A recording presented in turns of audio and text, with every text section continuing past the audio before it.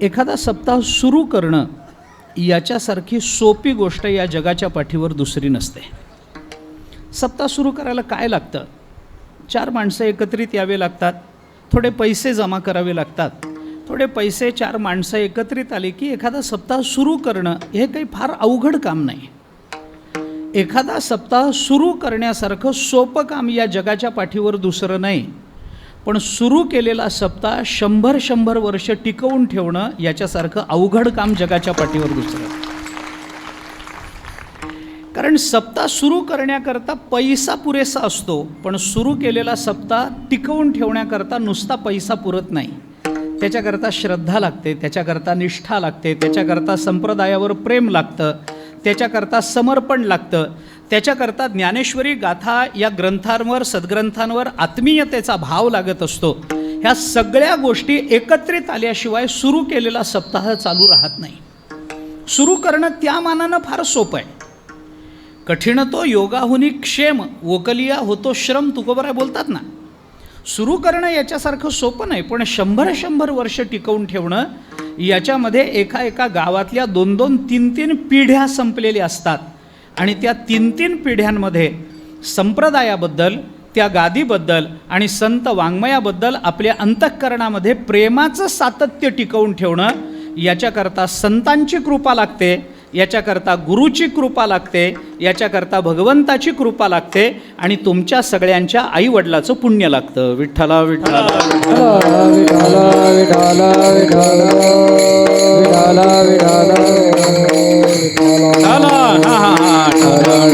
विठ्ठला विठ्ठला.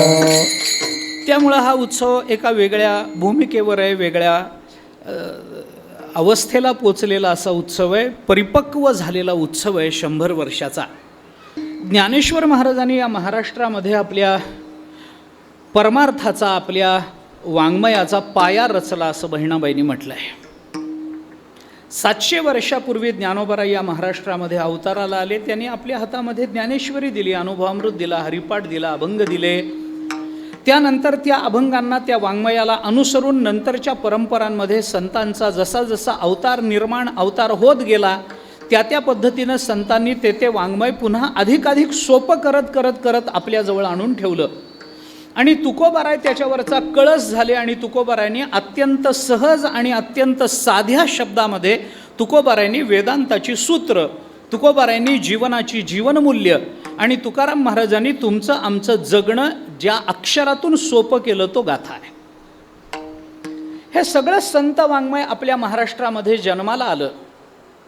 भारत देशामध्ये महाराष्ट्रासारखा पवित्र आणि महाराष्ट्रासारखा पुण्यवान असा दुसरा प्रदेश नाही की ज्या प्रदेशामध्ये इतक्या विपुल प्रमाणामध्ये संत वाङ्मय निर्माण झालं.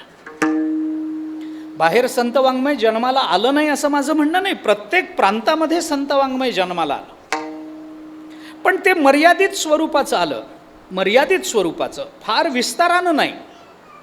उत्तरेमध्ये आपण गेलो तर तशा अर्थाने संत वाङ्मय फार कमी आहे. गोस्वामीजींचं वाङ्मय सोडलं तर तशा अर्थाने फार सर्वदूर अशा पद्धतीनं पोचलेलं आणि सर्वतोमुखी झालेलं असं वाङ्मय आपल्याला पाहता येत नाही.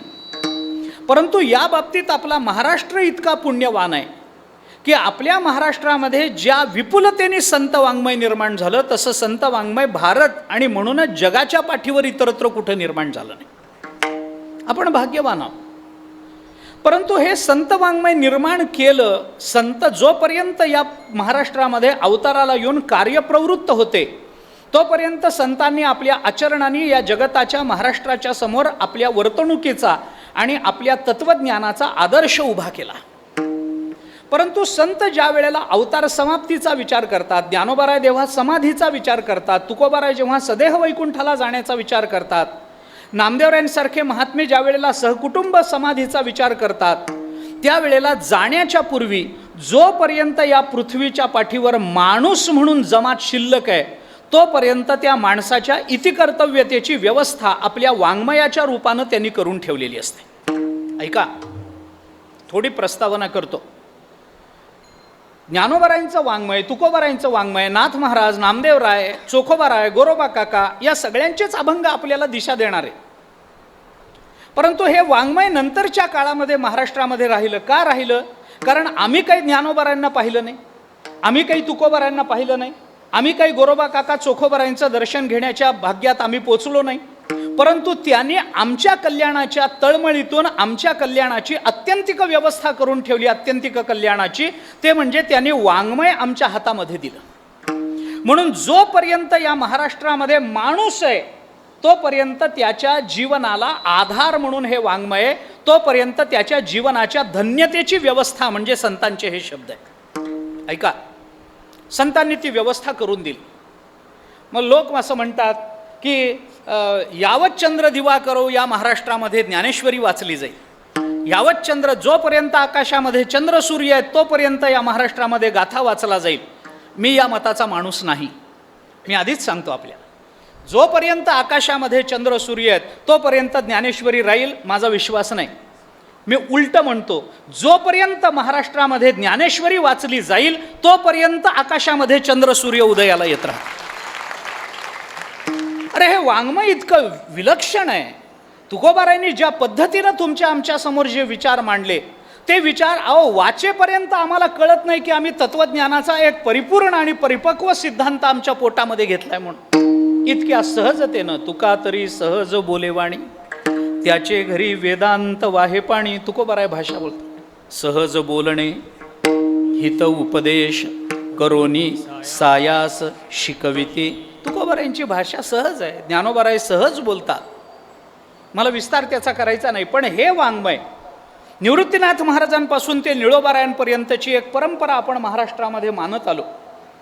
ती संप्रदायाच्या उपासनेकरताही महत्त्वाची आहे, संप्रदायाच्या उपासनेकरताही ही परंपरा महत्त्वाची आहे, आणि संत वाङ्मयाच्या मर्यादेकरता सुद्धा ही परंपरा महत्त्वाची आहे. परंतु निळोबारायांच्या नंतर काय महाराष्ट्रामध्ये संत झाले नाहीत का? त्यांनी काही वाङ्मय निर्माण केलं नाही का? केलं ना. पण संप्रदायाला काही एक विचाराच्या मर्यादा असाव्यात, आचाराच्या मर्यादा असाव्यात, उपासनेच्या मर्यादा असाव्यात, याच्याकरता निवृत्तीनाथ महाराज ते निळोबाराय अशी संत परंपरा महाराष्ट्रामध्ये स्वीकारली गेली. आणि या संतांनी जे वाङ्मय या महाराष्ट्रामध्ये संतांनी निर्माण करून झाल्याच्या नंतर समाजाच्या आणि तुमच्या माझ्यासारख्या जीवाच्या काना मनापर्यंत पोचवण्याचे परिश्रम घेतले. अशा परिश्रम करणाऱ्या धुरीणांमध्ये महाराष्ट्रामध्ये जी काही वर्गवारी निर्माण झाली त्याच्यामध्ये फडकरी परंपरा आहे, त्याच्यामध्ये मठकरी परंपरा आहे, त्याच्यामध्ये संस्थानं आहेत, आणि अग्रक्रमानं ज्यांचा उल्लेख करावा लागेल याच्यामध्ये गड परंपरा आहे. विठ्ठला विठ्ठला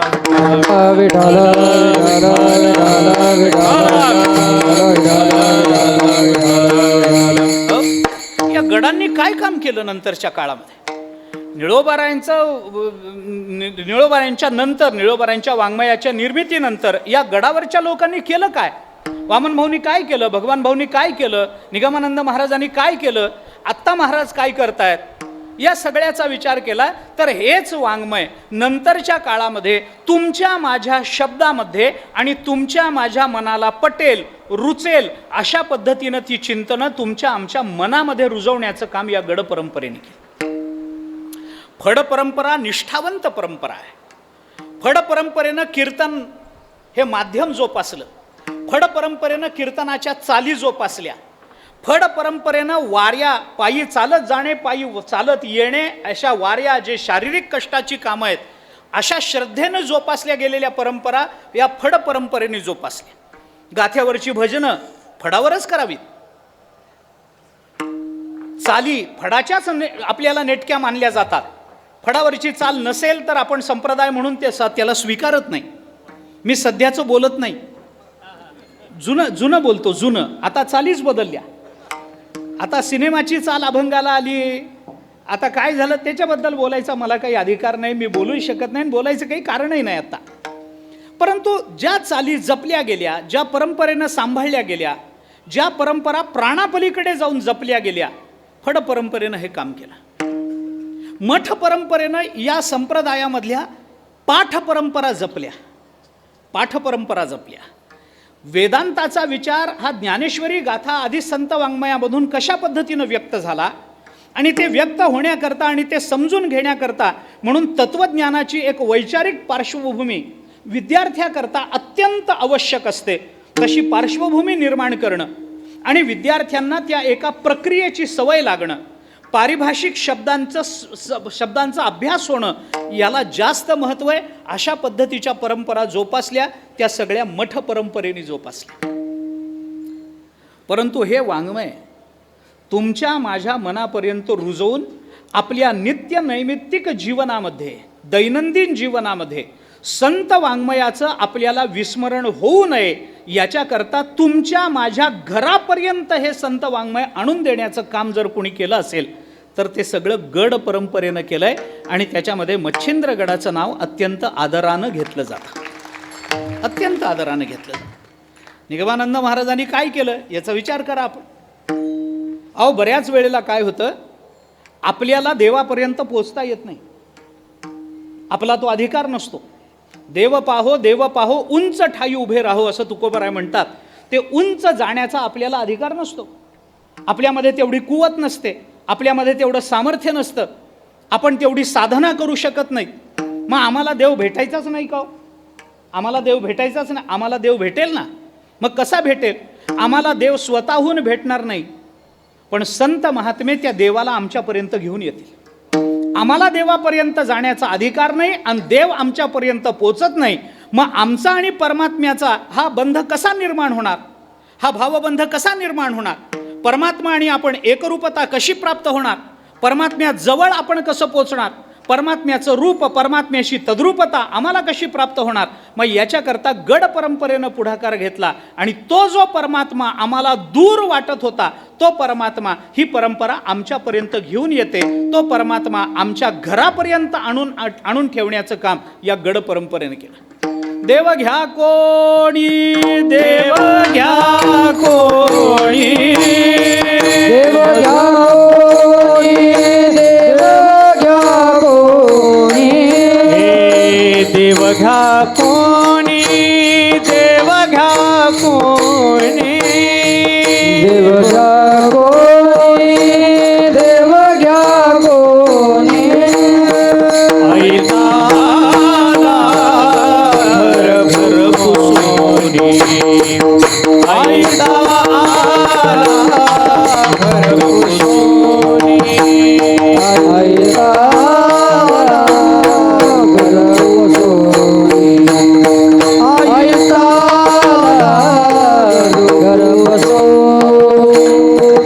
देव घ्या कोणी, देव घ्या कोणी, ऐताला घर पुसोनी, ऐताला घर पुसोनी, देव घ्या कोणी, देव घ्या कोणी, ऐता घर पुसोनी, ऐता घर पुसोनी.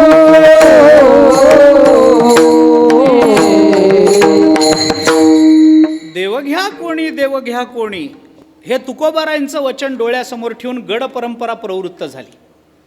अंतरीची ज्योती प्रकाशली दीप्ती, मुळीची जे होती आच्छादली, तेथेचा आनंद ब्रह्मांडीन समाये, उपमेसी काय देऊ सुखा, तत्वमसी विद्या ब्रह्मानंदी सांग. या प्रमाणाला डोळ्यासमोर ठेवून मठ परंपरा प्रवृत्त झाली. आणि लावणी मृदंग श्रुती टाळ घोष सेऊ ब्रह्मरस आवडीने यासारखी प्रमाणं डोळ्यासमोर ठेवून फड परंपरा प्रवृत्त झाली. फड परंपरेलाही आधार आहे, मठ परंपरेलाही आधार आहे आणि गड परंपरेलाही आधार आहे. आणि म्हणून अशा परंपरा, ज्या परंपराने आम्हाला देव आमच्या घरापर्यंत आणून पोचवला, अशा परंपरांच्या उत्सवांची शताब्दी आपण साजरी करतो आहोत. हे त्या परंपरेचंही भाग्य आहे आणि हे तुमच्या सर्वांचं गावकऱ्यांचं भाग्य आहे की ह्या शताब्दीचा नारळ तुमच्या पदरात पडला. विठ्ठला विठ्ठला.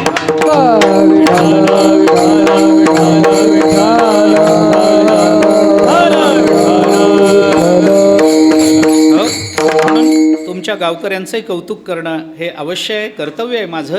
ते मी आपल्यासमोर आपल्या सर्वांचं कौतुक करतो. काय असतं महाराज, आपल्याला एखादी परंपरा मिळणं हे आपल्या भाग्याचं असतं, याच्यात वादच नाही.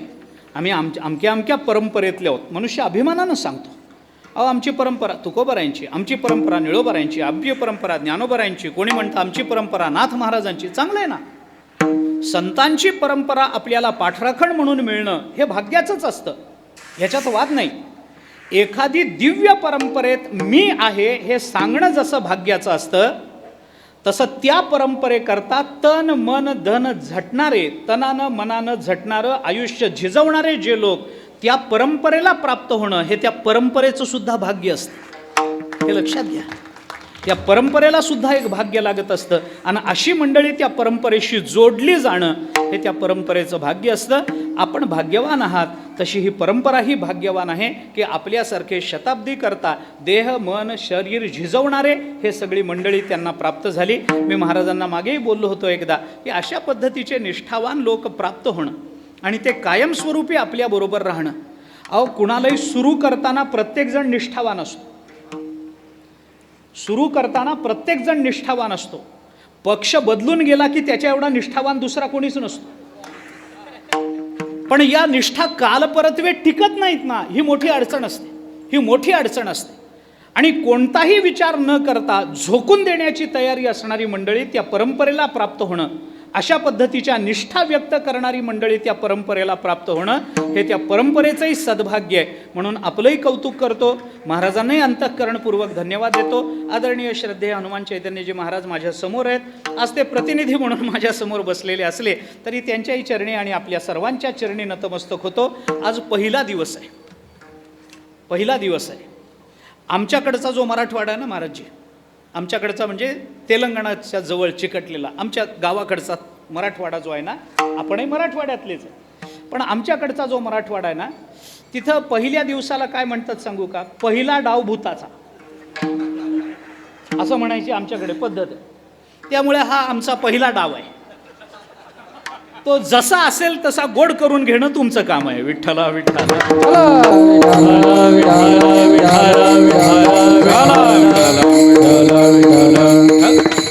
साधारण पहिल्या दिवशी मंगलाचरणाचे अभंग घ्यावेत असा संकेत आहे. सकळ मंगळनिधी श्री विठ्ठलाचे नामाधी समचरण दृष्टी विटेवरी साजिरी.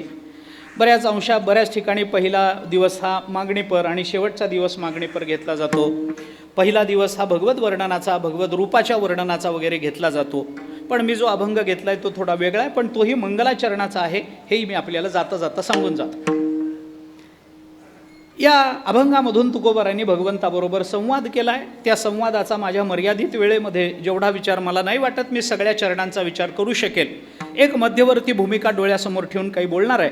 भगवंताबरोबर संवाद करतात आणि त्या संवादामध्ये भगवंताच्या दर्शनाचा आपल्या जीवनावर काय परिणाम झाला त्या परिणामाचं निवेदन करतात. थोडासा विचार त्या संबंधामध्ये सांगणार. तुकोबारांना परमात्मा संबंधानं आलेला हा अनुभव तुकोबारांनी देवाच्या समोर व्यक्त केला. या जगतामध्ये असा जीव नाही की त्याला अनुभव नाही. मी जीव शब्द वापरतो बरं, माणूस म्हणत नाही मी जीव असा व्यापक शब्द वापरतो. या जगतामध्ये असा जीव नाही की त्याला अनुभव नाही. तुम्हाला आम्हालाच अनुभव येतात असं नाही आहे. रस्त्यावर फिरणारं गाढव, रस्त्यावर फिरणारं कुत्रं, एखादं ढेकूण, एखादा चिलट, एखादा मांजर, यांनाही अनुभव असतात.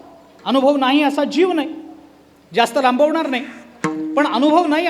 एखादं कुत्रं आपल्या दारामध्ये जर भाकर तुकडा मिळेल म्हणून येऊन उभं राहिलं आणि आपण त्याला भाकर तुकडा टाकायच्या ऐवजी त्याच्या पाठीत जर लाकूड घातलं तर ते कुत्रं दुसऱ्या दिवशी आपल्या दारात उभं राहताना विचार करतं कालचा अनुभव चांगला नाही.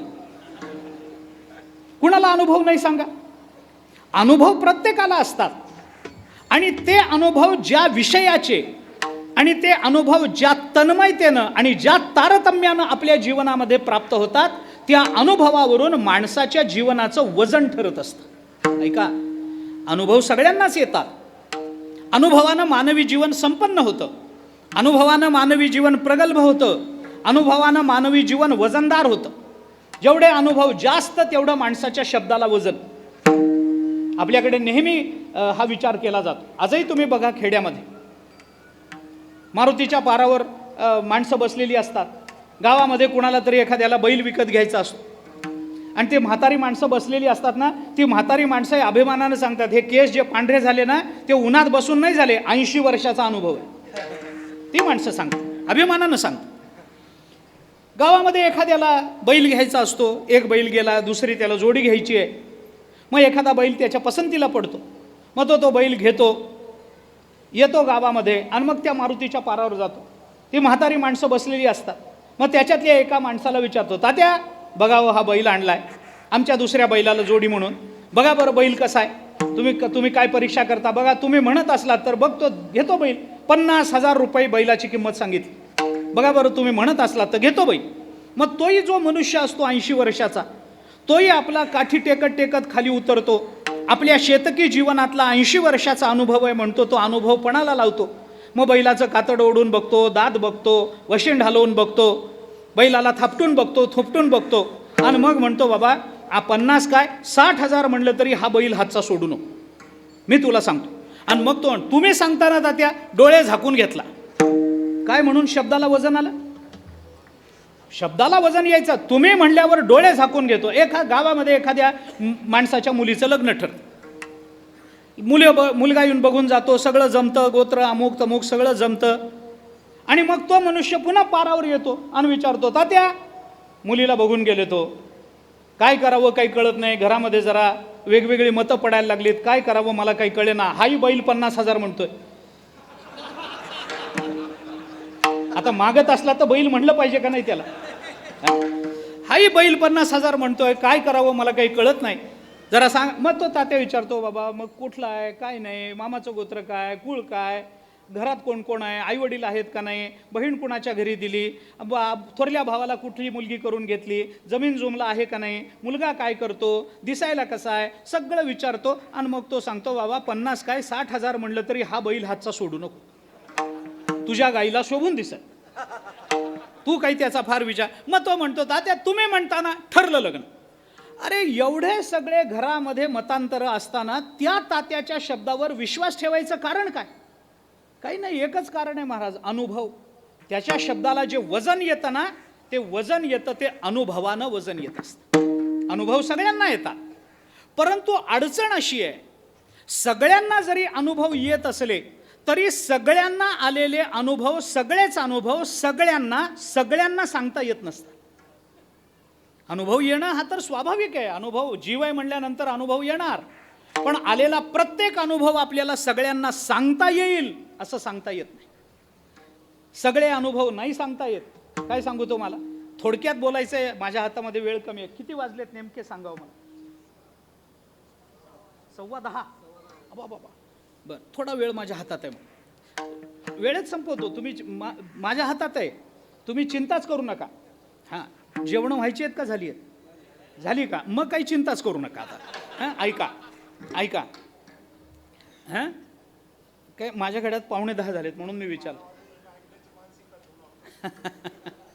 मला प्रवास आहे, नाही तर अगदी सकाळपर्यंत सांगितलं असतं. पूर्वीच्या काळी कीर्तनकार एकदा कंबर बांधून उभा राहिला ना, तो काकडा करूनच खाली बसायचा, कारण पूर्वीच्या कीर्तनकारांना काकडा येत होता म्हणून. मुख्य अडचण ही आहे आता. काकडा पूर्वीची पद्धत आहे, म्हणून तर कंबर बांधायची वेळ, नाही तर कंबर कशाला बांधायची. हां, थोडक्यात सांगतो, जेवढं मी विचार करून आलोय तेवढा विचार आपल्यासमोर ठेवतो.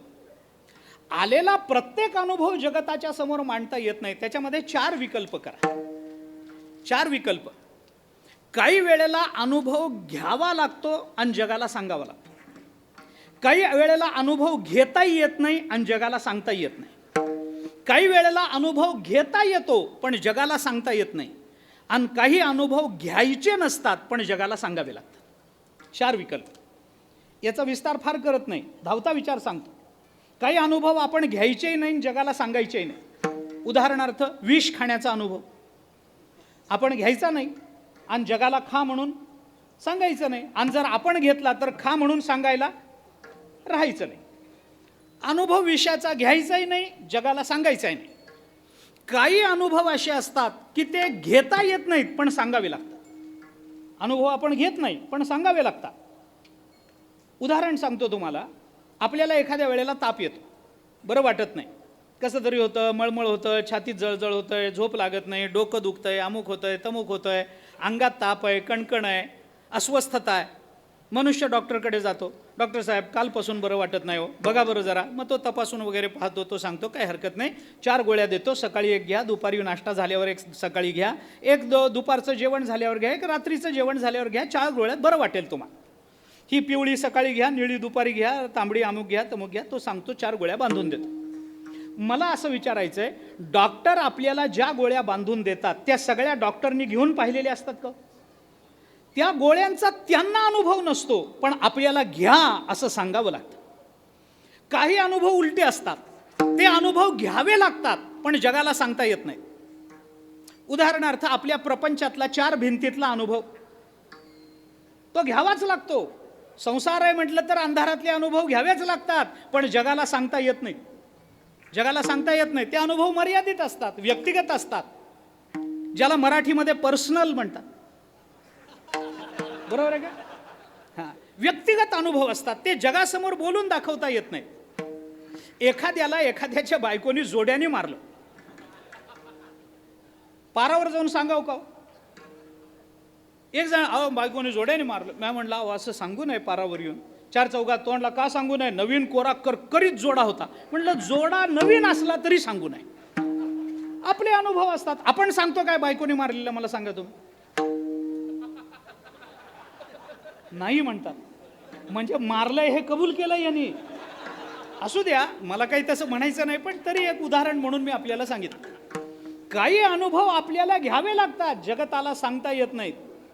आणि एक अनुभव आहे तो घ्यावाही लागतो आणि सांगावा लागतो. त्याच्या पहिल्या 3 अनुभवाला प्रपंच म्हणतात, शेवटच्या प्रकाराला परमार्थ म्हणतात. विठ्ठला विठ्ठला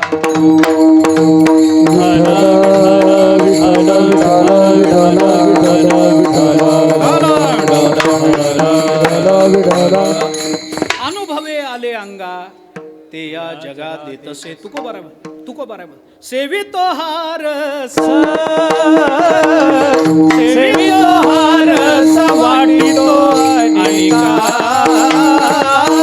सेवितो हारस सेवितो हारस सेवितो हारस वाटतो अनेका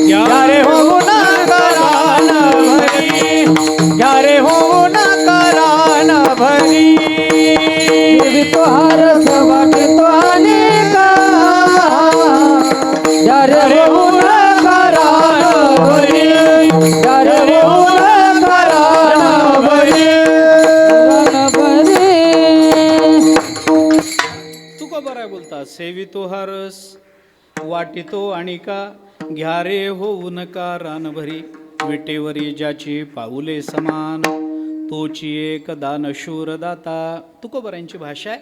संत महात्मे अनुभव घेतातही आणि तो जगाला सांगतातही. अनुभव घेणं आणि सांगणं हा परमार्थ आहे. अनुभव घेता येत नाही, सांगता येत नाही, घ्यावा लागतो, सांगावा घ्यावा लागत नाही, सांगावा लागतो, घ्यावा लागतो पण सांगता येत नाही, हा सगळा प्रपंच आहे. तुकोबाराय आपल्याला आलेला अनुभव परमात्म्याच्या समोर जगताच्या करता म्हणून व्यक्त करतात. भगवंताच्या दर्शनाने आमच्या जीवनामध्ये काय लाभ झाला. आणि याचा प्रारंभ करताना तुकोबारायांनी शब्द वापरला आता, कोठे, धावे, मन. मनाच्या संबंधातला अनुभव तुकोबाराय बोलतात, तिकडे येतो. पण पहिला शब्द तुकोबारायांनी वापरलाय आता. आणि पहिल्या दिवशी अभंग सेवेला घेण्याचं हे महत्त्वाचं कारण. आता, आता म्हणजे कधी? आता हा मराठी शब्द असला तरी संस्कृतातल्या अथ शब्दाचं ते रूप आहे, सरळ भाषांतर आहे. अथ आणि अथ शब्द हा प्रारंभ या अर्थाने वापरला जातो. अथ शब्द पूर्व प्रकृतापेक्षेने वापरला जातो आणि अथ शब्द अनंतर या अर्थाने वापरला जातो. आचार्यांनी अथातो ब्रह्मजिज्ञासामध्ये आपल्याला 3 भाग त्याचे 3 अर्थ सांगितले. आपल्याकडच्या सगळ्या सूत्रबद्ध ग्रंथाचा प्रारंभ अथनी झालेला आपल्याला दिसून येतो. अथातो ब्रह्मजिज्ञासा, अथ योगानुशासनम, अथातो भक्तिम व्याख्यास्यामः, नारद भक्तिसूत्र. या सगळ्याचा विचार केला तर अथ म्हणजे आता, आणि आता शब्द 3 अर्थाने वापरला जातो. सांगत बसायला माझ्याजवळ वेळ नाही, पण याहीपेक्षा आता आणि अथ शब्दाचं आणखीन एक नवीन त्याचा आयाम आपल्याला आपल्या वैदिक मीमांसेने सांगितला. वैदिक मंगलाचरणामध्ये आपण म्हणतो ओम आणि अथ हे 2 शब्द ब्रह्मदेवाच्या कंठातून पहिल्यांदा बाहेर पडले, म्हणून या दोन्ही शब्दांना मांगल्य आलं असं म्हणतात. ओंकारश्चाथ शब्दस्य द्वावेतो ब्रह्मणः पुरा कंठम भित्वा विनिर्यातौ तस्मान मांगलिका उभौ. उभौ दोन्ही पदाला मांगलिका आली, मांगलिकता आली. दोन्ही पद मंगलवाचक मानली जातात. ओम हे पदही मंगल आहे आणि अथ हे पदही मंगल आहे. आणि अथ शब्दाचं जर आता हे रूप असेल तर ते रूपही मंगल आहे. आणि आता हा शब्द जर मंगलवाचक असेल तर आता कोठे धावे मन हा अभंगही मंगलवाचक होतो. आणि आज पहिला दिवस आहे म्हणून मंगलाचरणाचा हा अभंग आहे. विठ्ठला विठ्ठला विठ्ठला विठ्ठला विठ्ठला विठ्ठला विठ्ठला विठ्ठला. तुकोबाराय आपल्याला आलेला अनुभव सांगतात. आता कोठे धावे मन तुझे चरण देखील या. देवा तुझे चरण देखील या, आता मन कोठे धावे. तुझे चरण देखील या, भाग गेला. तुझे चरण देखील या, क्षीण गेला. तुझे चरण देखील या, अवघा आनंद झाला. तुझे चरण, अरे हे सगळं देवा तुमच्या चरणाच्या दर्शनाने आमच्या जीवनामध्ये प्राप्त झालेला लाभ. या सगळ्या लाभाचं चिंतन माझ्या मर्यादित वेळेमध्ये करता येणं शक्य नाही, पण बाकीचे जे सगळे लाभ आहेत ते ज्या एका गोष्टीवर अवलंबून आहेत, ती गोष्ट जर कोणती असेल तर तुकोबाराय तो लाभ आपल्याला सांगतात. देवा तुमच्या चरण दर्शनानं आमच्या मनाला शांती प्राप्त झाली, आमच्या मनाचं धावणं थांबलं. अभंगाचं पहिलं चरण. कोठे धावे मन आता कोठे धावे मन. आता कोठे धावे मन, आता कोठे धावे मन.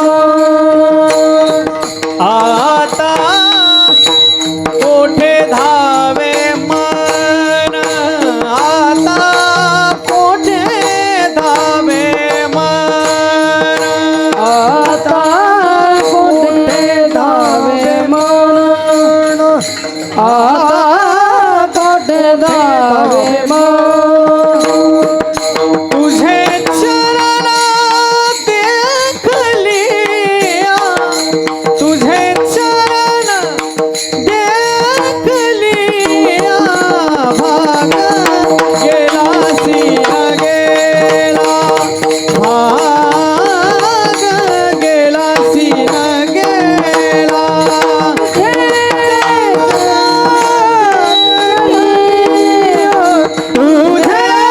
चरण देखलिया, भाग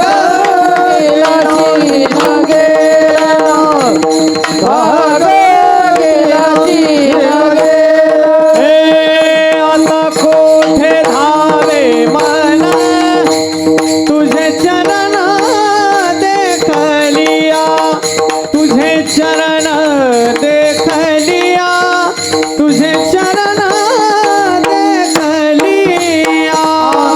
कोठे धावे तुझे चरण देखलिया, तुझे चरण देखलिया, तुझे चरण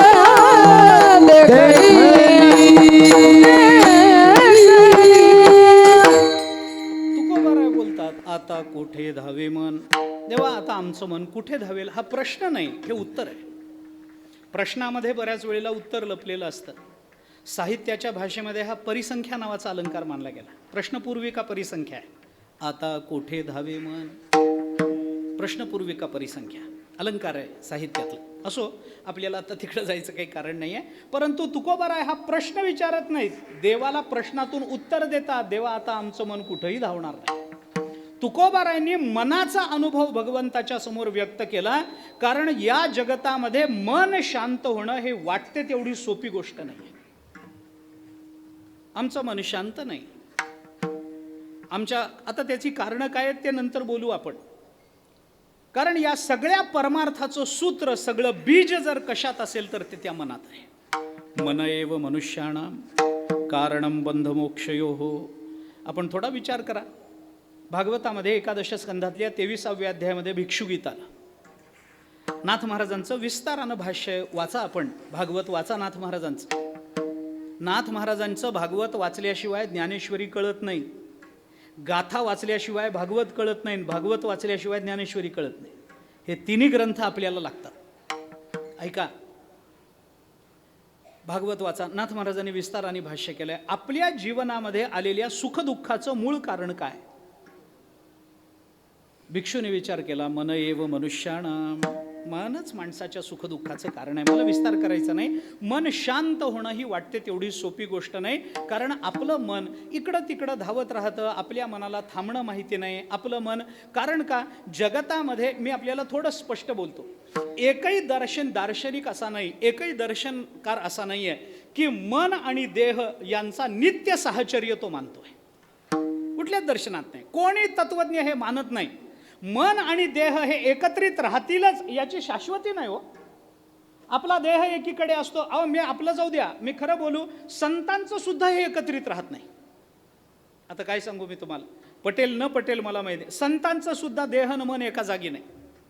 माझी भाषा नाही, ज्ञानोबराय बोलतात म्हणून मी बोलतो. ज्ञानेश्वरी वाचा. ज्ञानोबराय बोलतात, देह तरी वरचिलीकडे, वरीच्या वरी हिंडे, परी बैसका न मोडे मानसीची. ज्ञानोबराय बोलतात. फक्त फरक कुठे सांगू का? फरक कुठे सांगू का? आपला देह एका जागी बसतो आणि मन फिरतं, त्याला जीव म्हणतात. आणि मन देवाच्या चरणी राहतं, पण देह मात्र जगभर फिरत राहतो, त्याला संत म्हणतात. विठ्ठला विठ्ठला विठ्ठला विठ्ठला विठ्ठला विठ्ठला विठ्ठला विठ्ठला विठ्ठला. आपलं मन आणि आपला देह एका ठिकाणी एक समयावच्छेदाने एकत्रित राहतीलच याची शाश्वती नाही. मन जिथं जाईल तिथं देह जाऊ शकत नाही, आणि देह जिथं राहतो तिथं मन राहीलच याची शाश्वती नाही.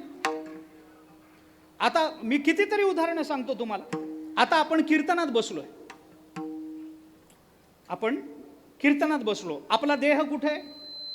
कीर्तनात. आणि मन कुणाला माहिती? तुम्हाला माहिती, तुमच्या देवाला माहिती. मला इथून काही कळत नाही. कुणाला माहिती कुणाचं मन कुणाकडे राहिलं, कुणाचं मन कुठं गेलं, काय नाही. कीर्तन माझं एका ठिकाणी चालू होतं. एक मनुष्य सारखा चुळबुळ करायला लागला पुढं बघ. मी म्हणलं, कशा करता चुळबुळ? तुम्हाला उठून जायचंय का? निघून जा, काही तसं काही बंधन नाही. इथं कोणी तिकीट काढून येत नाही. उठून जा तुम्ही, तुम्हाला पाहिजे त्या वेळेला. ते म्हणले, नाही हो, तू कसं उठू, मध्येच उठणं. म्हणलं, मग कशा करता अस्वस्थता, चुळबुळ कशा करता? तो म्हणला, काही नाही महाराज, घरून येताना आम्ही सगळेच कीर्तनाला आलोय, घराला कुलूप लावलंय, झटका मारायचा राहिला. मी म्हणलं, तू किती झटके मार, येऊन घेऊन जाणारा एकच झटका मारेल, तुझे सगळे झटके बाजूला पडतील. आमचं राहतं ना. कारण का? आपण ज्या क्षणी मनानं ज्या पदार्थाचा, ज्या वस्तूचा आणि ज्या व्यक्तीचा विचार करत असतो, त्या क्षणी ते मन तिथपर्यंत पोचलेलं असतं. आम्हाला वाटतं आता आपलं विज्ञान प्रगत झालं, खूप प्रगत झालं. चंद्रावर जाणं शक्य झालं. आता मंगळावर गेली यानं आपली, चंद्रावर गेली. चंद्रावर माणसाला जायला नाही म्हणलं तरी, किती म्हणलं तरी 1 वर्षभर तरी लागेल. चंद्रावर जायचं म्हटलं तर 1 वर्षभर, यायला म्हटलं तर वर्षभर, 1-2 वर्ष तरी लागतील. चंद्रावर जाऊन यायचं म्हटलं तर. तुम्ही मनाला विचारा, चंद्रावर जाऊन यायला 2 मिनिटात 10 जातं, 15 वेळेला खाली उतरतो. मी प्रमाण देऊन बोलतो पुढं त्या संबंधामध्ये. माणसाचं मन अत्यंत चंचल आहे. माणसाचं मन धावत राहतं. माणसाच्या मनाला एका जागी बसवणं हे अत्यंत कठीण आहे. का कठीण आहे याचा शोध घेतला पाहिजे. मी थोडंसं विषयांतर होईल, पण जाता जाता बोलतो, क्षमा मागून बोलतो. आपल्याला जीवनामध्ये जर सुखी व्हायचं असेल ना, तर घडणाऱ्या घटनांचा मूलग्राही शोध घेण्याची वृत्ती आपल्या ठिकाणी निर्माण झाली पाहिजे. मी स्पष्ट बोलतो, भाषा थोडी कठीण वाटत असेल आपल्याला जर सुखी व्हायचं ना, आपल्या अवतीभोवती घडणाऱ्या घटना, आपण घटनांमध्ये फार अडकतो. या घटना कोणत्या वृत्तीनं घडल्या असतील याचा शोध घेण्याचा आपण प्रयत्न करत नाही. मी उदाहरण देऊन आपल्याला बोलतो, सरळ बोलतो. रस्त्यावरून जाणाऱ्या एखाद्या माणसाने आपल्याला शिव्या दिल्या, वाईट वाटतं की नाही? वाटतं की नाही? शिव्या दिल्या वाईट वाटतं की नाही? वाटतं. गाढव म्हणाला, मूर्ख म्हणाला, अजून काही, मला दोनच येतात त्याच्यामुळे मी एवढीच उदाहरणं देतो. त्याच्या पुढच्या काही शिव्या त्यांनी दिल्या असतील, आपल्याला वाईट वाटेल की नाही? वाईट वाटेल. मग वाईट वाटेल, मग आपण लगेच आपण त्याच्या पुढच्या शिव्या देतो, तो त्याच्या पुढच्या देतो. आपली बुद्धिमत्ता अलौकिक असल्यामुळे आपण त्याच्याही पुढच्या देतो. मग पुष्कळ वेळ शिवीगाळ होते, शेवटी तो त्याच्या रस्त्याने निघून जातो ना आपण आपल्या रस्त्याने निघून देतो. मन अस्वस्थ राहतं. शिव्या दिल्या, काय कारण आहे, काय भांडण आहे, काय त्याचा गुंठा घेतलाय मी, का त्याला काय दिलंय, का काय नातं आहे, का गोतं आहे, कशा करता त्याने मला शिव्या द्याव्यात. माणूस मग चक्रार, काय माणूस भेट. मग एखादा विचारतो मित्र, अरे कोण भेटला एवढा अस्वस्थ? नाही रे, असा मनुष्य होता, असा होता का, असा होता, अमुक होता का, टक्कल पडलेलं होतं का, शर्ट पॅन्ट घातलेली होती, चष्मा लावलेला होता, हे होतं ते होतं, हां तसाच होता. अरे तो रोज दारू पितून दुपारी सगळ्यांना शिव्या देतो. आता मला सांगा, दारू पिऊन शिव्या देतो असं म्हणल्यानंतर दुःख वाढलंय का कमी झालंय? का कमी? अरे दारू पिणारा आहे म्हणलं शिव्या देणारच आहे, काय लक्ष द्यायचंय त्याच्याकडे? ही वृत्ती का निर्माण झाली? कारण आम्ही शिव्यांमध्ये अडकलो. शिव्या कोणत्या वृत्तीतून आल्या याचा शोध घेतला नाही म्हणून आम्ही दुःखी झालो, है ना? का बोलतो मी, लक्षात घ्या. आमच्या जीवनामध्ये घडणाऱ्या घटनांमध्ये आम्ही जेवढे अडकतो ना, तेवढं घटना कोणत्या कारणाने घडल्या याचा मूलग्राही शोध आम्हाला घेता आला पाहिजे, आजपर्यंत जाता आलं पाहिजे. मन इकडं तिकडं धावतच आहे, पण का धावतं याचा कधी विचार केलाय का धावतं मन? एक दोन कारणाचा विचार करून पुढे जाणार आहे मी, लांबवणार नाही. मी मगाशीच म्हटलं, एक दोन कारणाचा विचार करतो. माणसाचं मन इकडं तिकडं धावतं. मनाला एका जागी बांधून ठेवणं अत्यंत कठीण आहे. भल्या भल्यांनी प्रयत्न केले, पुढेही बोलतो मी आपल्याला. विचार करून बघा, आपण विचार करा, का मन चंचल आहे? बरं, ह्याच्यातलं एकही कारण मी माझ्या मनाचं बोलत नाही, सगळ्याला प्रमाण आहेत, संतांनी सांगून ठेवले. का मन आपलं इकडं तिकडं धावतं? त्याचं पहिलं कारण मी आपल्याला सांगतो, कारण त्याचा स्वभावच चंचल आहे. त्याचा स्वभावच तसा आहे. कोण बोलतं? अर्जुन तक्रार करतोय 6व्या अध्यायामध्ये देवाकडे, देवा चंचलम हि मनो कृष्ण प्रमाथी बलवदृढम तस्याहम निग्रहम मन्ये वायोरिव सुदुष्करम. अर्जुन देवाला बोलतो, देवा मन अत्यंत चंचल आहे. त्याचा स्वभावच आहे तसा, त्याचा स्वभाव आहे. कारण मी पुढेही बोलतो, ज्ञानोबारायांनी या श्लोकाच्या खाली लिहिताना चंचल शब्द काढून टाकलाय, स्वभाव शब्द ठेवलाय. आणि ज्ञानोबाराय बोलताना म्हणतात, तया यया मनाचा कीर चपळची स्वभावोगा. या मनाचा स्वभाव आहे. आणि स्वभावाची गंमत मी आपल्याला सांगतो, जो ज्याचा स्वभाव असतो तो काही केलं तरी बाहेर पडल्याशिवाय राहत नाही. जे ज्याच्या स्वभावात आहे ते काही केलं तरी व्यक्त झाल्याशिवाय राहत नाही. आणि जे ज्याच्या स्वभावात नाही ते काही केलं तरी तिथं प्रकट होत नाही. अरे स्वभाव आहे म्हणल्यानंतर तो बाहेर पडणारच. अंतरीचे धावे स्वभावे बाहेरी धरिता हे परी आवरे ना. तुकोबरायांची भाषा आहे, प्रमाण जास्त देत नाही, थोडक्यात बोलतोय, ऐका. जो त्याचा स्वभाव आहे आणि जो ज्याचा स्वभाव असतो ते स्वभावात असलेलं कुठं ना कुठं तरी व्यक्त झाल्याशिवाय राहतच नाही. तुम्ही किती प्रयत्न करा, स्वभाव मूर्ध्नी वर्तते. सुभाषितकारांनी चिंतन केलंय, कुत्र्याला राजा केलं ना तरी कुत्र चप्पलच चघळणार. का? स्वभाव. आपल्या मराठीतल्या म्हणी सांगू का तुम्हाला? आधी होता वाघ्या, त्याचा झाला वाघ्या, त्याचा येळकोट राहीना, आणि मूळ स्वभाव जातच नाही.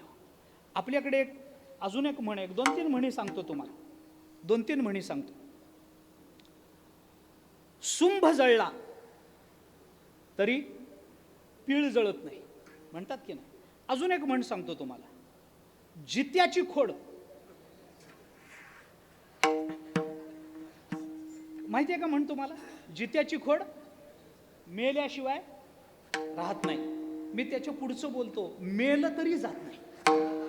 तुम्ही मेल्याशिवाय काय म्हणता? माझी भाषा नाही, ज्ञानोबारांनी या श्लोकाच्या खाली जे चिंतन केलंय ना, आपण ज्ञानेश्वरी वाचा, मी थोडं लांबून बोलतो बरं का देवा, थोडं माईक ॲडजस्ट करा, मला लांबून बोलायची सवय, इकडं तिकडं बघत बोलायची सवय.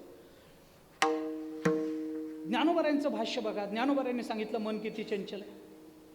ज्ञानोबारायांनी 2 दृष्टांत दिले. हे ऐसे कैसे घडेल, एक वेळ मरकट समाधी येईल, का रहा म्हणितलया राहेल महावा तू. ज्ञानोबाराय चिंतन करतात, अहो एक वेळ माकडाला समाधी लागेल, एक वेळ थांब म्हणलं तर वारा थांबेल, पण मन कधी एका जागी बसणार नाही. ज्ञानोबारांनी दृष्टांत कोणाचा दिला?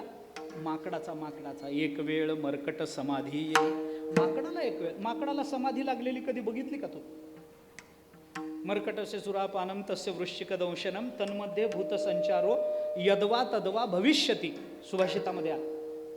माकड आधी चंचल. ऐका, कोण? माकड आधीच चंचल, त्याच्यात दारू प्यायली. कुणी? बहुतेक माकडं दारू पितातच, त्याच्याबद्दल काही माझ्या मनात किंतूच नाही, संदेहच नाही. बहुतेक माकडं पितातच दारू. आधीच माकड चंचल, त्याच्यात दारू प्यायली. किती चंचल झालं असं? त्या दारू प्यायलेल्या अवस्थेमध्ये त्याला विंचू चावला, आणि दारू प्यायलेल्या अवस्थेत विंचू चावल्यावर त्या अवस्थेमध्ये त्याच्या मानगुटीवर भूत बसलं. एवढं सगळं करून माकड जेवढं चंचल होता ना, तेवढं काही न करता आपलं मन आधीपासून आहे विठ्ठला विठ्ठला विठ्ठला विठ्ठला विठ्ठला मन चंचल आहे. कारण का? कारण त्याचा स्वभाव आहे. जे ज्याच्या स्वभावात आहे ते तिथं व्यक्त होत नाही असं नाही. तुम्ही बघा, म्हणून ज्ञानोबारांनी म्हटलं, म्हणून मी आपल्याला म्हटलं, जित्याची खोड मेल्याशिवाय राहत नाही, मेलं तरी जात नाही. काय सांगता तुम्ही? जात नाही. ज्ञानोबारांनी दिलेला दृष्टांत आहे. आपण सगळेजण या अनुभवातून गेले. लहानपणी सगळ्यांनी त्या माकडाचे खेळ बघितले असतील ना रस्त्यावर मदारी तो खेळ करतो, एक माकड एक माकडीन. शाळा बुडवू बघितली आम्ही. तर तुम्ही काय केलं मला माहीत नाही, पण आम्ही शाळा बुडवून बघितली असली रस्त्यावर उभं राहून खेळ. ते एक माकड माकडी, तो मदारी त्यांचा खेळ करतो रस्त्यावर. 4 माणसं गोळा होतात, भोवती उभे राहतात. माकड, त्याची ती बायको, तिचं नाव भागूबाई, त्याचं नाव रामू ठरलेलं असतं. तिचं नाव भागूबाई, ह्याचं नाव रामू. ते दोघांचा खेळ तो करतो. मग आता खेळ करतो म्हणल्यावर पहिल्यांदा ते दोरीवरून उड्या मार, इकडं जा तिकडं जा, काठीवरून चालून दाखव, कोलांट्या उड्या मार, हे सगळं तो करतो. गर्दी जमली की मग तो त्या खेळाला प्रारंभ करतो. आणि मग तो काय करतो, त्या दोघांचं लग्न लावून देतो. कुणाचं?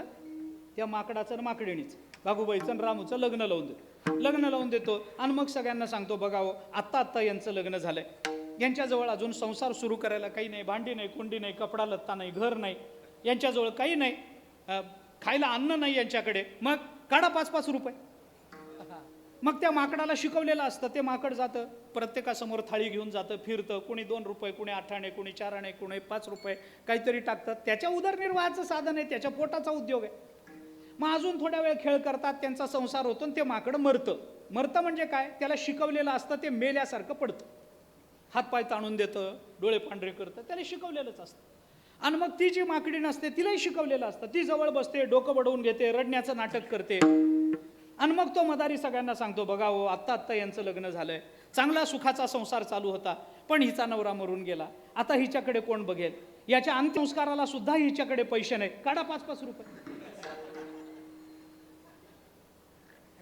आता ती रडते, तो म्हणतो ह्याच्या अंत्यसंस्काराला हिच्याकडे पैसे नाही. मग त्या माकडीने शिकवलेलं असतं, ती ताटली घेते, सगळ्यांभोवती फिरते. मग कुणाला दया वाटते, कुणी 10 रुपये, कुणी 5 रुपये, कुणी काही टाकतं. आता याच्या अंत्यसंस्काराला पैसे नाही, म्हणून त्याची बायको जर सगळीकडे पैसे मागत असेल, तर आता याने उगी पडून राहावं की नाही, हे पडल्या अंग खाजवतं. याच्या अंत्यसंस्काराला कोण पैसे देणार मला सांगा? मग मला सांगा, जित्याची खोड मेली तरी राहिली काय? राहत नाही ना महाराज. आमचं मन, ज्ञानोबाराय हा दृष्टांत देतात, म्हणून बोलतोय मी आपल्याला. ऐका, ज्ञानोबाराय बोलतात, हे ऐसे कैसे घडेल, एक वेळ मरकट समाधी येईल. कसं होईल असं? एक वेळ माकड शांत राहील, महावाद सोसाट्यानं सुटलेला वारा थांब म्हणलं तर थांबेल, पण आमचं मन एका जागी बसणार. वेल मोठी वेल मोठी वार बांध वेल मोठे वेल मोठे अग्नी प्राशबेल अवचटे अग्निप्रासवेल अवचटे समुद्र घोट वेल घोटे समुद्र घोट वेल घोटे परी आत्मतिष्ठे मनन ये परी आत्मतिष्ठे मनन ये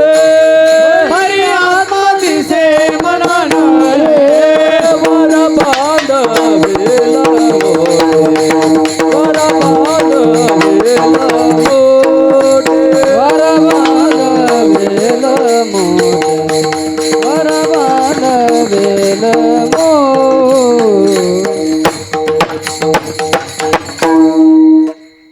माणसाला सगळ्या अशक्य वाटणाऱ्या गोष्टी कदाचित एक वेळ घडतील, पण आपलं मन शांत राहणं ही अत्यंत कठीण गोष्ट आहे.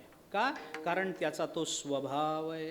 ज्ञानोबा आहे स्वभाव शब्द वापर, स्वस्य भाव नाही का, त्याकडे जात नाही. आपला तो त्याचा तो स्वभाव आहे, आणि स्वभावात आहे म्हटलं की ते येणारच. ते तुम्ही किती स्वभावाला जेवढा आम्ही दाबून ठेवण्याचा प्रयत्न करू ना, तेवढा तो स्वभाव वर येत राहील, तेवढा तो स्वभाव वर येत राहतो. कितीतरी प्रमाण आहेत. वाल्मिकी रामायणामध्ये कथा, मला सगळी कथाही सांगायची नाही. रावणाच्या मुखात एक शब्द आहे, रावणाच्या मुखात एक वचन आहे, तेवढं सांगतो फक्त तुम्हाला. रावणानं सीता मातोश्रींना पळवून आणलं. स्वभावाकरता सांगतो, स्वभावाकरता. रावणाने सीता मातोश्रींना पळवून आणलं. पळवून आणल्यानंतर रावणाला भले तो पराक्रम वाटला, तरी रावणाला विरोध करणारे 3 जण लंकेमध्ये होते. एक रावणाचा भाऊ विभीषण, दुसरी रावणाची पत्नी मंदोदरी, आणि तिसरा माल्यवान. हे 3 जण होते. माल्यवान राजा, हे 3 जण रावणाला. माल्यवान एके दिवशी रावणाकडे आणून सांग, कशा करता हे पळवून आणलं? बरं, ज्याची पळवून आणली तो माणूस नाही ना रे, ते परब्रह्म आहे. कशा करता त्याची बायको पळवून आणली? दुसऱ्याची बायको कशा करता पळवून आणली? काय वेड्यासारखं आचरण केलं तू? आणि पळवून आणली ती आणली, कपटानं पळवून आणली. युद्धामध्ये जिंकून आणली असती तर मी एक वेळ मान्य केलं असतं. कपटानं पळवून आणावीस तू? काय त्या रामाने तुझं घोडं मारलंय? कशा करता? हे करू नको, हे चांगलं नाही आहे, हे वाईट आहे. एक काम कर, सीता मातोश्रींना घे परत रामाकडे जा, सीता मातोश्रींना परत कर, त्यांना सांग माझ्याकडून चूक झाली, याच्या पुढे अशी चूक माझ्याकडून होणार नाही याचे आश्वासन दे, आश्वस्त कर, अभिवचन दे, आणि ह्याच्या पुढून माझ्याकडे असा गुन्हा माझ्याकडून घडणार नाही असं अभिवचन दे. त्यांच्या चरणावर वाग, त्यांना नमस्कार कर. अरे तो परमात्मा आहे बाबा. सकृदेव प्रपन्नाय तव अस्मी तिचे याचते अभयम सर्वभूतेभ्यो ददाम्येतद् व्रतम मम, असं रामचंद्र प्रभूंनी बोलून दाखवलं युद्धकांडामध्ये, विभीषणाच्या शरणागतीच्या प्रसंगात. कोणी एखादा आला माझ्याजवळ आणि देवा मी तुमचा आहे एवढं म्हणून त्यांनी माझी शरणागती पत्करली, तर मी सगळ्यांना अभय द्यायला तयार आहे. अरे ते रामचंद्र प्रभू आहे, तुला लगेच क्षमा करतील. हे झालं ते चांगलं झालं नाही.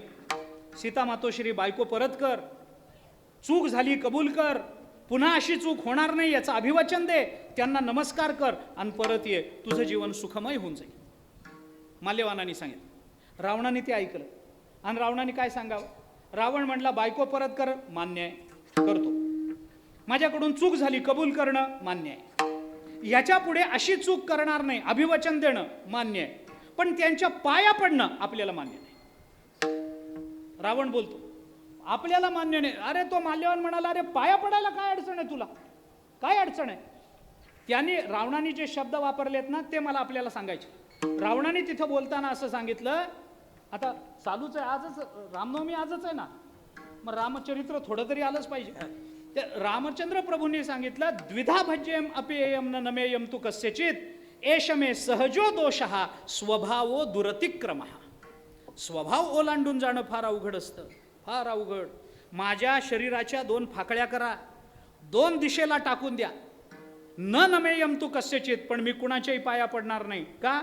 एष मे सहजो दोषः, कारण हा माझा स्वाभाविक दोष आहे, आणि स्वभाव ओलांडून जाणं फार अवघड असतं. स्वभावो दुरतिक्रमः, स्वभाव ओलांडून जाणं फार अवघड असतं. मी पाया पडणार नाही, स्वभावाकरता मी सांगितलं. तसं ज्ञानोबराय म्हणतात, या मनाचा किर चपळची स्वभावो गा. हा मनाचा चपळ हा स्वभाव आहे. अर्जुन म्हणतो देवा मन चंचळ आहे. ज्ञानोबराय म्हणतात चंचळ नाही रे, चपळ आहे. अर्जुन म्हणतो नाही नाही चंचलम ही मनोकृष्ण. ज्ञानोबराय म्हणतात नाही नाही या मनाचा किर चपळची स्वभाव होगा. अर्जुन म्हणतो चंचल, ज्ञानोबाराय म्हणतात चपळ, तुकोबाराय म्हणतात तुम्ही भांडू नका. अरे दोन्ही म्हणा. बहुत चंचळ चपळ, जाता येता न लगे वेळ, जाता येता न लगे वेळ, जाता येता न लगे वेळ. बहुत चंचल चपळ, जाता येता न लगे वेळ, जाता येता न लगे वेळ, जाता येता न लगे वेळ. बहुत चंचल चपळ, जाता येता न लगे वेळ, जाता येता न लगे वेळ, जाता येता न लगे वेळ. बहुत चंचल चपळ, जाता येता न लगे वेळ, जाता येता न लगे वेळ, जाता येता न लगे वेळ. तुकोबाराय म्हणतात नाही नाही, ते चंचल आहे म्हणू नका, ते चपळ आहे म्हणू नका. ते चंचलही आहे आणि ते चपळही आहे. अर्जुन म्हणतो चंचल, ज्ञानोबाराय म्हणतात चपळ, तुकोबाराय म्हणतात दोन्ही. चंचल वेगळं, चपळ वेगळं. आता त्या दोन्हीतला फरक सांगत बसलो तर वेळ जाईल. चंचल वेगळं आणि चपळ, दोन्हीमध्ये फरक आहे. चंचल म्हणजे चपळ नाही, चपळ म्हणजे चंचल नाही. दुर्दैवाने आपण एकाच अर्थाने दोन्ही वापरतो. पण मी जाता जाता आपल्याला सांगतो, चंचलत्व हा दोष आहे आणि चापल्य हा गुण आहे. अर्जुनाला मनाचा दोष जाणवतो आणि ज्या ज्ञानोबारांना दोषच दिसत नाही त्यांना गुणच दिसतो. ते संतच आहेत, त्यांना दोषच दिसत नाही, ते गुणच पाहतात. चंचल वेगळं असतं, चपळ वेगळं असतं.